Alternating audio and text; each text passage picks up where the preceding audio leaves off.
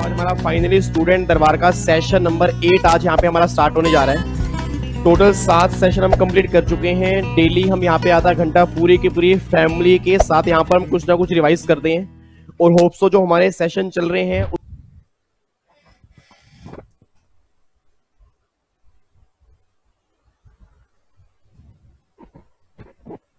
Hello hello hello hello hello hello hello hello hello hello hello hello good evening भाई, good evening. की हाल चाल?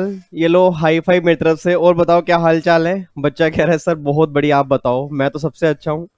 भाई का birthday आ रहा है फिर परसों। ओह माय गॉड, बच्चा कह रहा है हाँ सर पता है आपका बर्थडे है, तो happy birthday in advance. Thank you so much. चलो इधर देखना ध्यान से। अच्छा एक बात और ध्यान देना, 2 अगस्त को जो मेरी शाम को 7 बजे क्लास होगी ना, जिसके अंदर मैं इनकम टैक्स की लिमिट सारी कराऊंगा, वो आपने भी जरूर देखनी है। क्योंकि ना बहुत सारे बच्चों को ये प्रॉब्लम आ रही है कि सर वो क्या क्लास सीएस प्रोफेशनल वाले बच्चों के लिए है या नहीं है। मुझे ये समझ नहीं आ रहा कि सीएस प्रोफेशनल वाले बच्चे ये क्यों सोचते हैं कि उनका इनकम टैक्स एग्जीक्यूटिव से अलग है। सर सिंपल सी बात है, जो आपके एडिशनल चैप्टर हैं वो तो आपके सिलेबस में ही हैं, बट जो आपने एग्जीक्यूटिव में पढ़ा वो कंप्लीट सिलेबस भी आपके सिलेबस में आता है। बात ध्यान दो। तो अगर आपको इनकम टैक्स की लिमिट्स याद नहीं होंगी, आप आगे जाके कंसल्टेंसी कैसे करोगे? एग्जीक्यूटिव वाले बच्चों को क्या समझाओगे? अगर किसी ने क्वेश्चन पूछ लिया इसकी लेटेस्ट लिमिट क्या है, उसको आप क्या आंसर दोगे? तो प्लीज आपसे रिक्वेस्ट है सर 3 साढ़े 3 घंटे निकाल के उसको जरूर देखना। आपकी नॉलेज के लिए बहुत काम आएगी, आपकी एग्जाम में बहुत काम आएगी, आपको बच्चों को समझाने के बहुत काम आएगी और आपको कॉन्फिडेंस बिल्डअप होगा कि मुझे इनकम टैक्स की सारी लिमिट्स याद है। ठीक है जी। उम्मीद करूंगा जितनी मेरी प्रोफेशनल की फैमिली है ना उसको वो जरूर देखेगी, बस ये बात ध्यान देना। ठीक है चलो। अच्छा इधर सुना ध्यान से। अब बच्चा ये बात कह रहा है सर आज आपने लिखा हुआ है स्टूडेंट दरबार सेशन नंबर 88 में हाउ टू प्रेजेंट पेपर, क्या आप आज हमें वो दिसंबर 17 वाला पेपर नहीं करवा रहे? नहीं सर, आज का सेशन सबसे इंपॉर्टेंट सेशन है, बस ये बात ध्यान देना। जो आज में बहुत सारे बच्चों की बार बार रिक्वेस्ट आ रही थी कि सर हमारा एडवांस टैक्स पेपर हमने प्रेजेंट कैसे करना है।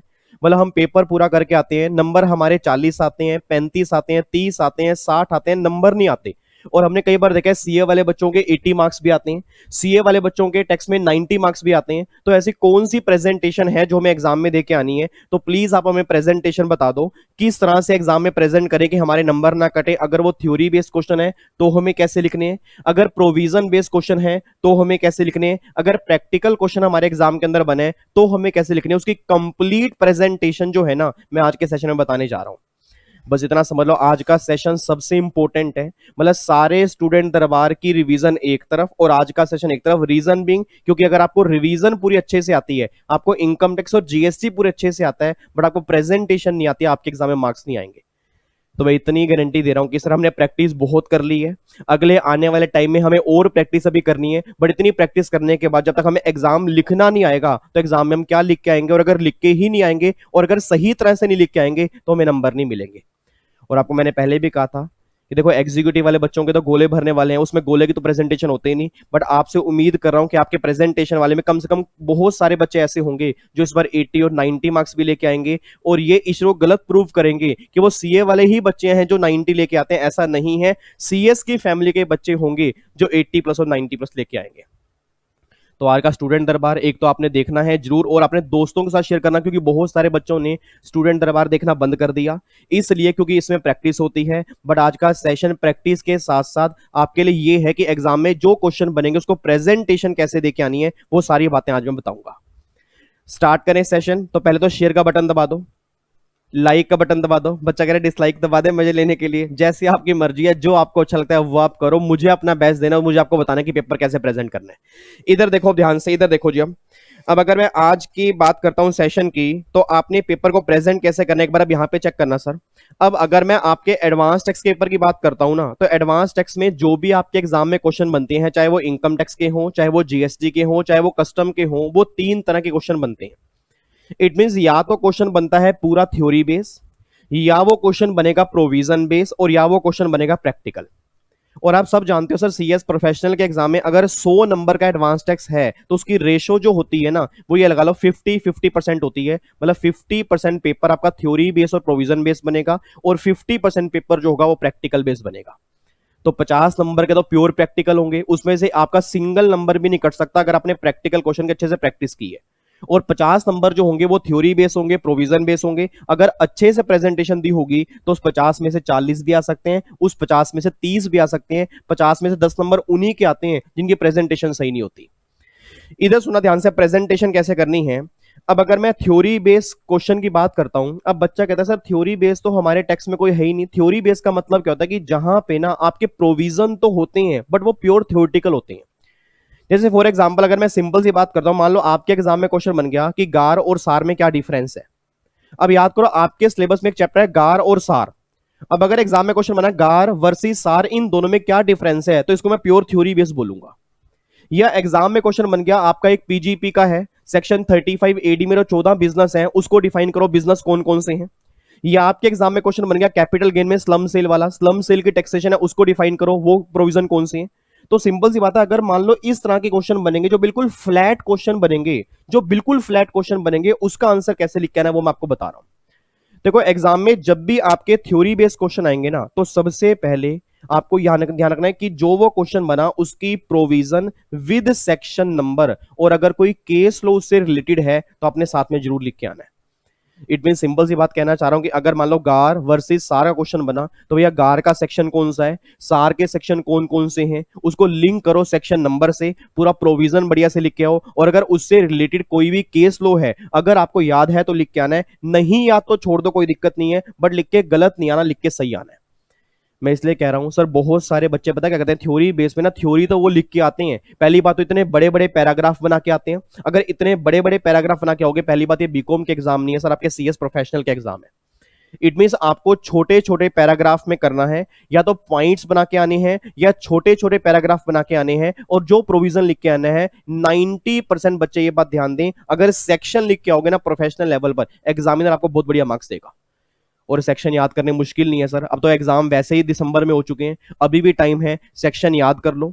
और तभी मैं कह रहा हूं वो लिमिट्स बेस वाली रिवीजन क्लास जरूर देख लेना, उसमें भी सेक्शंस की बात होगी, और सेक्शन की लिस्ट बना के मैंने टेलीग्राम चैनल के ऊपर भी डाली है, क्योंकि जितने सेक्शंस आपको याद होंगे उतना एग्जाम में आपके अच्छे नंबर आएंगे।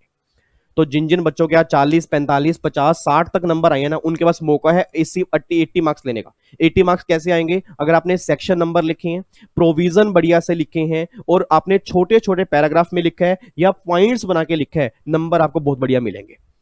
तो सबसे पहले अगर थ्योरी बेस्ड क्वेश्चन बनेगा तो प्रोविजन लिखने हैं, विद सेक्शन नंबर लिखने हैं, और अगर केस लो होगा, अगर याद उसका नाम है, तो अपने साथ में जरूर लिख के आना है।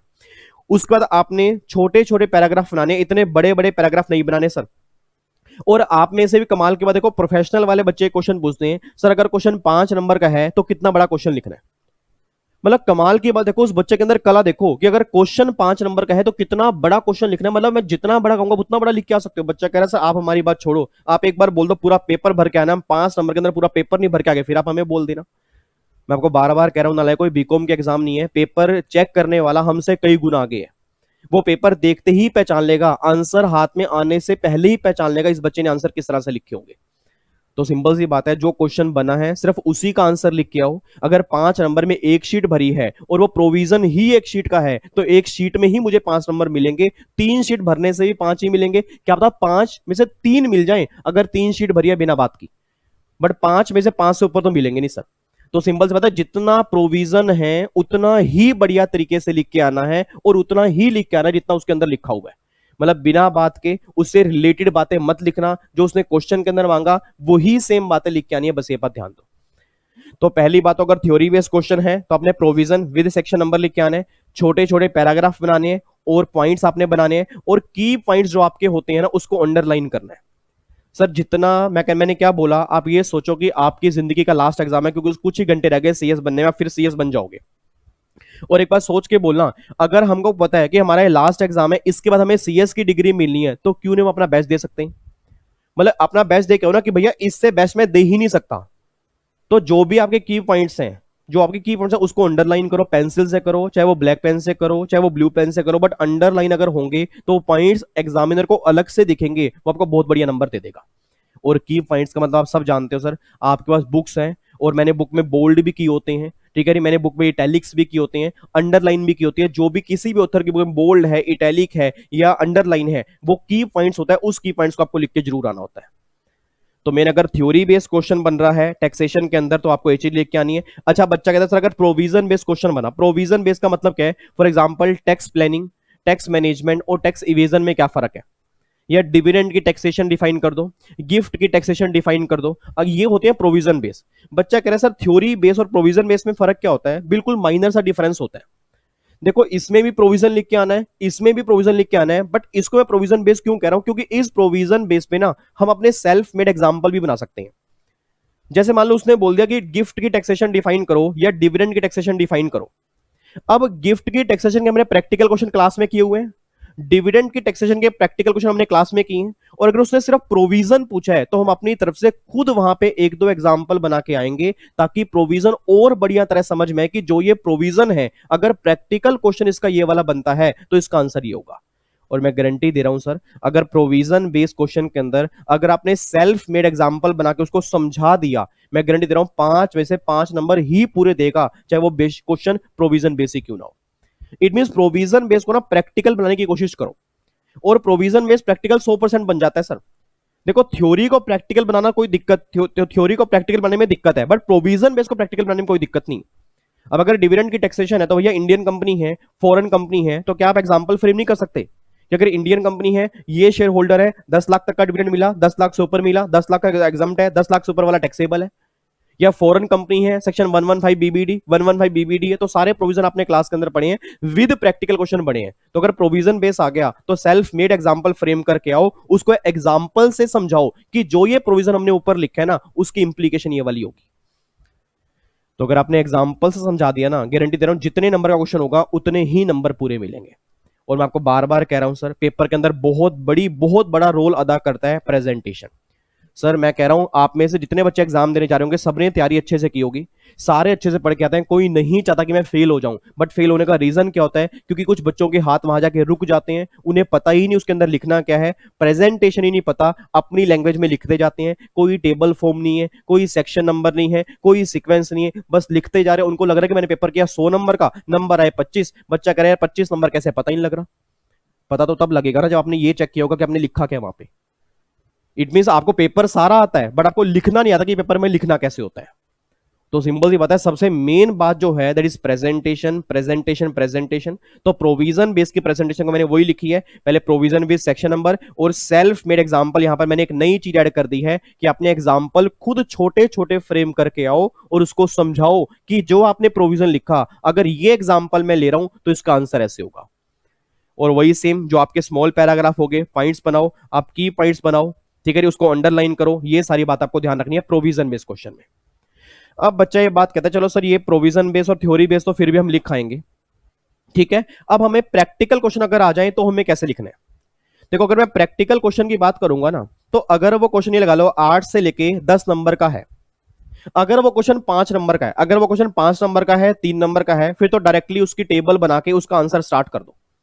बट अगर वो क्वेश्चन 8 नंबर का है या अगर वो क्वेश्चन 10 नंबर का है तो उस प्रैक्टिकल क्वेश्चन में भी आपको प्रोविजन लिखना पड़ेगा पहले, फिर उसकी टेबल फॉर्म में प्रेजेंटेशन करनी पड़ेगी और लास्ट में वर्किंग नोट्स बनाने पड़ेंगे। मैं सिंपल सी बात कह रहा हूं सर, बिना वर्किंग नोट्स के प्रैक्टिकल क्वेश्चन के 50% नंबर आपने काट के चलना। बस ये बात ध्यान देना।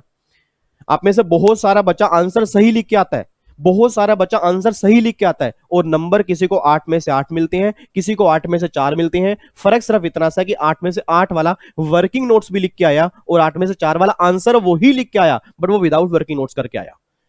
एक बच्चा बोल पड़ा, कहता है वर्किंग नोट्स होते क्या हैं, ये वर्किंग नोट्स बनते कैसे हैं?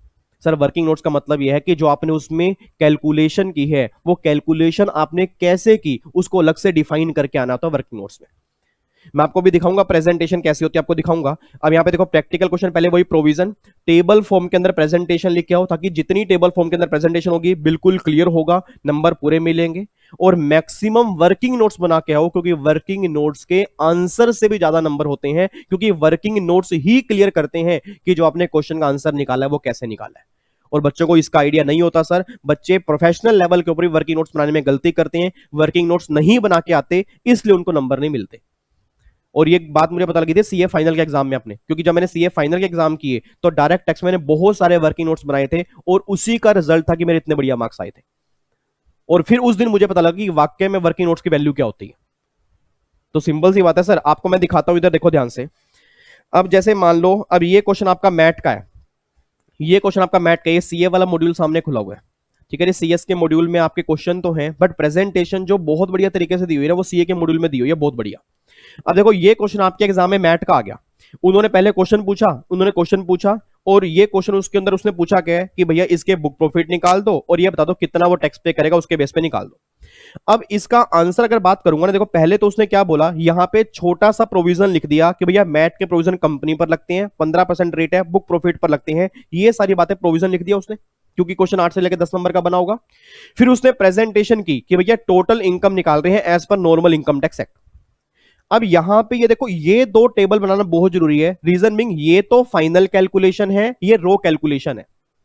सर रो कैलकुलेशन का मतलब क्या है, जैसे यहां पे आपका प्रॉफिट 215 है, अब ये डेप्रीसिएशन डेबिट किया 100, प्रोविजन फॉर लॉस है 60, टोटल कितना हो गया 160, तो फाइनल रिजल्ट जो 160 रुपए ऐड किया ना, वो 160 यहां पे आ गया।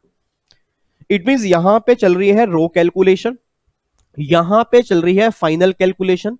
अब सोच के ना, एग्जामिनर जब वो चेक करने आएगा ना, उसको देखते ही पता लग जाएगा कि आपने कैलकुलेशन की कैसे। और कई नालायक बच्चे पता क्या करते हैं, यहां 215 डायरेक्टली 160 ऐड कर देंगे, 375 उनका भी 375 होगा। यहां पे प्रॉब्लम पता क्या है, 375 एक दूसरे बच्चे का भी है, 375 आपका भी है, उसको पूरे नंबर मिलेंगे, आपको पूरे नहीं मिलेंगे। आप कहोगे आंसर दोनों का मैच कर रहा था, फर्क कहां पे आ गया, फर्क ये आ गया कि उसने प्रेजेंटेशन में ये शो किया 160 आया कैसे, आपने शो ही नहीं किया। अब या तो इसका वर्किंग नोट्स बनाओ, या तो वर्किंग नोट्स बनाओ, नहीं तो यहीं प्रेजेंट करके आओ। मैं आपको बार बार कह रहा हूं सर, अगर इस टेबल फॉर्म में नीट एंड क्लीन प्रेजेंटेशन नहीं दोगे, आपको नंबर नहीं मिलेंगे, फिर 50 55 60 नंबर पे अटक जाओगे।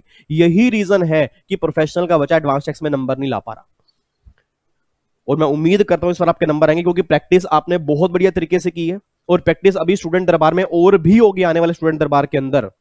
तो सिंपल सी बात है, बस मेन कमी कहां है, प्रेजेंटेशन। उसको सुधारने के लिए आपको आज से ही जितने भी क्वेश्चन आप प्रैक्टिस करते हो, कम से कम ये रूटीन बनाओ कि मुझे डेली 15 मिनट 20 मिनट या आधा घंटा एक क्वेश्चन खुद प्रेजेंटेशन के साथ सोल्व करके देखना है कि मुझे क्वेश्चन में कितना टाइम लग रहा है।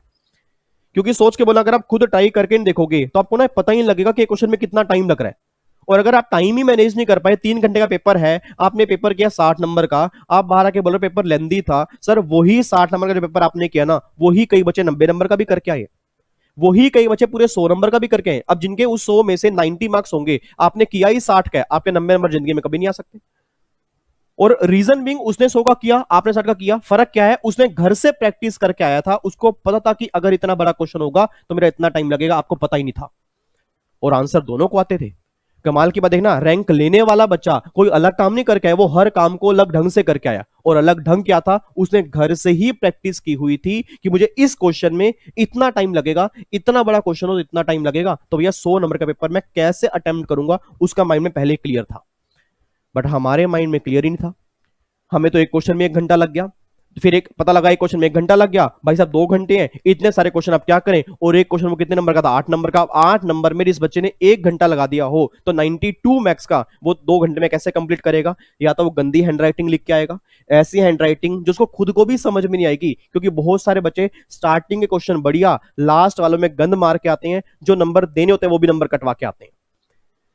तो सर बहुत इंपॉर्टेंट बातें हैं, मैं आपको बार बार कह रहा हूं, एग्जाम में छोटी छोटी बातें आप गलतियां करके आते हो, यही रीजन है कि आप बार बार फेल हो जाते हो।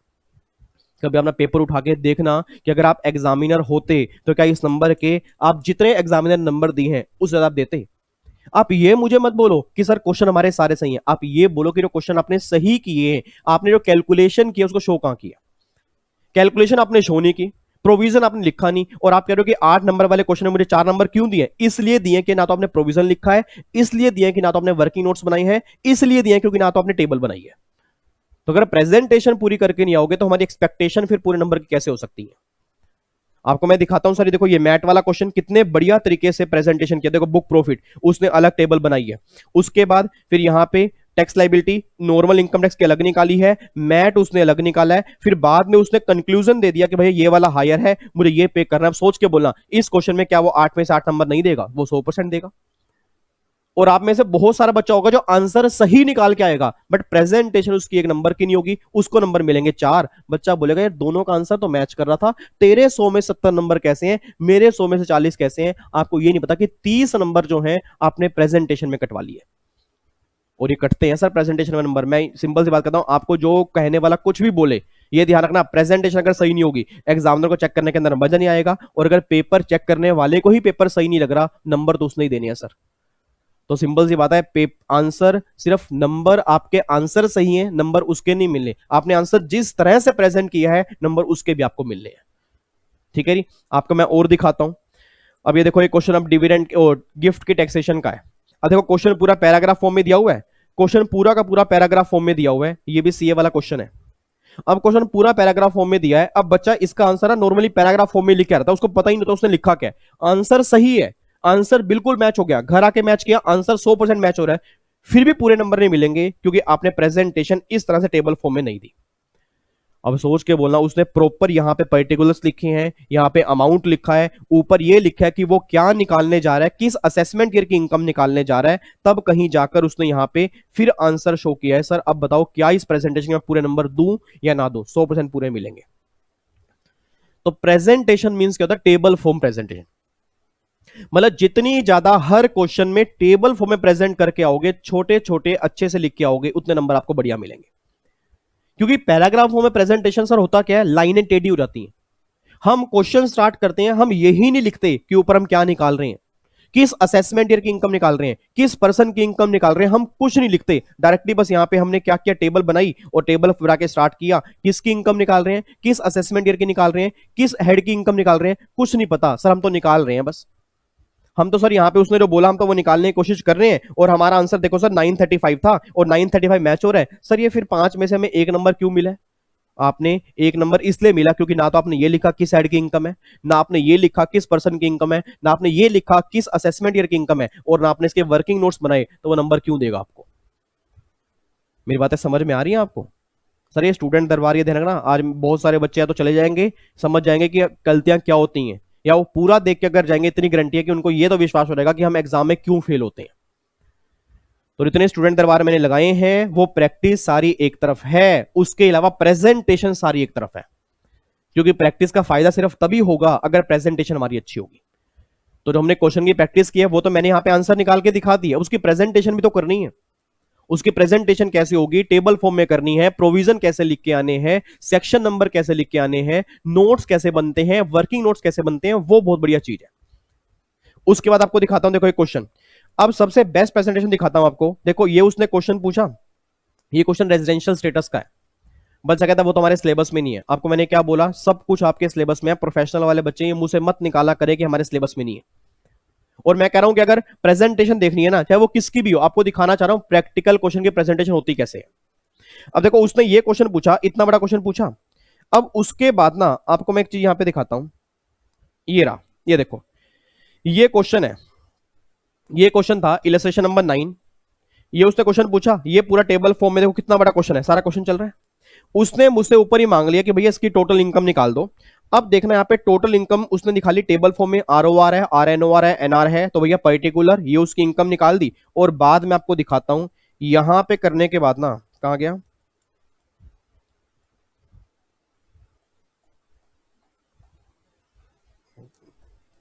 किधर गया, हाँ ये देखो, अब यहां पे क्वेश्चन, ये उसका आंसर लिखा। अब यहां पे करने के बाद देखो यहाँ पे वर्किंग नोट्स कैसे बनाए हैं।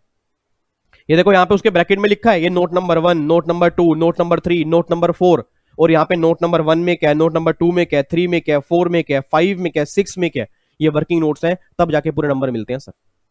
तो सर अगर इस तरह से प्रेजेंटेशन है, अब देखो मान लो ये क्वेश्चन है, अब ये क्वेश्चन देखो पीजीपी का है, ये क्वेश्चन पीजीपी का है, ठीक है। अब ये क्वेश्चन पीजीपी का है, देख लो इसकी प्रेजेंटेशन, टेबल फॉर्म में प्रेजेंटेशन दी है, इतना पैराग्राफ फॉर्म में इतना बड़ा क्वेश्चन है, उसको प्रेजेंट करने का तरीका देख लो टेबल फॉर्म में, अब कितना बढ़िया तरीका है। तो आपको मैंने क्लास के अंदर भी कहा था, जैसे जीएसटी में आईटीसी वाले क्वेश्चन जो हमने क्लास में सोल्व किए थे, rule number 42, rule number 43, ITC की कैलकुलेशन, ठीक है। उसके बाद मैट की कैलकुलेशन, एएमटी की कैलकुलेशन, डिविडेंड की टैक्सेशन, गिफ्ट की टैक्सेशन, स्लम सेल, तो इनकी पूरी प्रेजेंटेशन के साथ हमें करके आने हैं।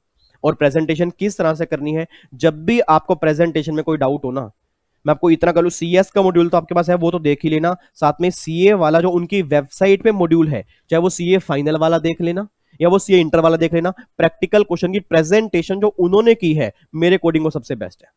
क्योंकि प्रॉब्लम क्या है, हमारे सीएस के मॉड्यूल में ना प्रैक्टिकल क्वेश्चन कम दिए हैं, प्रैक्टिकल क्वेश्चन थोड़े कम दिए हैं, बट उनमें क्वेश्चन काफी सारे दिए हैं जो मैंने स्टूडेंट दरबार के अंदर भी कराए हैं। क्यों आप चेक करो, मैंने सीए वालों की आरटीपी भी आपको करवा दी है, एमटीपी भी करा दी, उनके एग्जाम के क्वेश्चन भी करवा दिए, आपके तो करवा ही दिए, आपके एग्जाम में जो है उनके एग्जाम वाले भी आपको करवा दिए मैंने। तो जो प्रैक्टिकल क्वेश्चन बने उसकी प्रेजेंटेशन कैसी होगी, तो इस तरह से प्रेजेंटेशन होगी।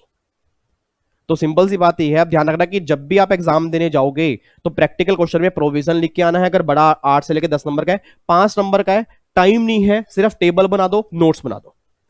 टाइम है तो प्रोविजन लिख दो, बट अगर टाइम नहीं है, टेबल और नोट्स तो जरूरी है, चाहे वो क्वेश्चन 5 नंबर का हो। अगर क्वेश्चन 3 नंबर का है फिर सिर्फ टेबल बना दो, चाहे उसमें नोट्स ना लिखो, कोई दिक्कत वाली बात नहीं है।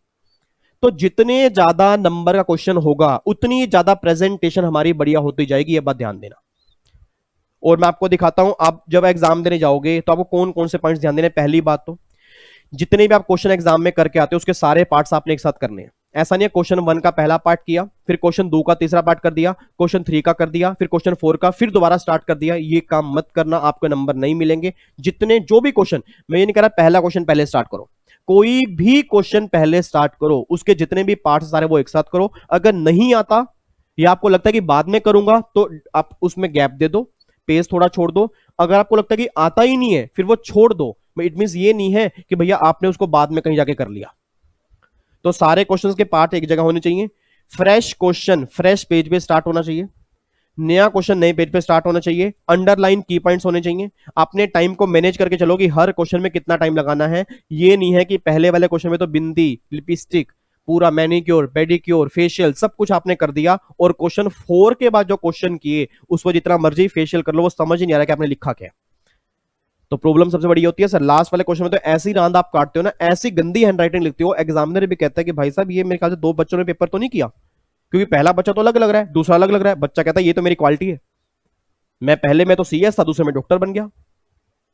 अब कई बार डॉक्टर लिखते हैं ना ये द मेडिसिन, हमें समझ जाता है मेडिसिन क्या है, और जबकि मेडिसिन शॉपकीपर तुरंत वो मेडिसिन निकाल के देता है। रीजन मीन दोनों को सेम हैंडराइटिंग समझ में आती है। तो सिंपल सी बात है सर, प्रेजेंटेशन सेम होनी चाहिए पूरे पेपर के अंदर, और पूरी ट्राई करो कि 100 नंबर का पेपर पूरा करके आओ। ऐसा नहीं है कि गंद मार के आओ, कबाड़ करके आओ। 100 नंबर का पूरा का मतलब यह है कि घर से इतनी प्रैक्टिस करके जाओ कि बढ़िया पेपर अटेम्प्ट करके आया हूं और पूरा 100 का करके आया।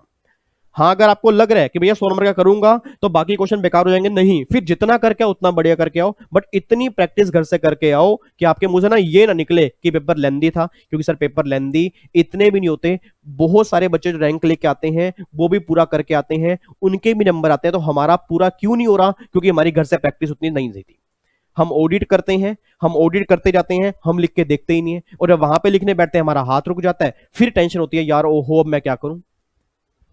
तो सिंपल सी बात है सर, आपकी जितनी बढ़िया प्रेजेंटेशन होगी ना उतना आपके मार्क्स बढ़िया आएंगे। तो थ्योरी बेस और प्रोविजन बेस और प्रैक्टिकल बेस, ये 3 कैटेगरी के ही क्वेश्चन बनते हैं, ठीक है जी। बाकी अगर आपको फिर भी कोई डाउट आ रहा है कि सर हमें ना इस मतलब प्रेजेंटेशन वाले पोर्शन में ना ये पॉइंट समझ में नहीं आया, ये अगर मान लो ये वाला क्वेश्चन आ जाए तो कैसे प्रेजेंट करें, मेरे ख्याल से तो मैंने सारे क्वेश्चन आपके सोल्व कर लिए हैं, ठीक है। आपको प्रैक्टिकल बता दिया, टेबल फॉर्म में प्रेजेंटेशन कैसे करनी है, नोट्स कैसे बनाने हैं, प्रोविजन कैसे लिख के आने। बाकी लो के आपके पेपर हैं, वो लो वाले टीचर आपको बता ही देंगे।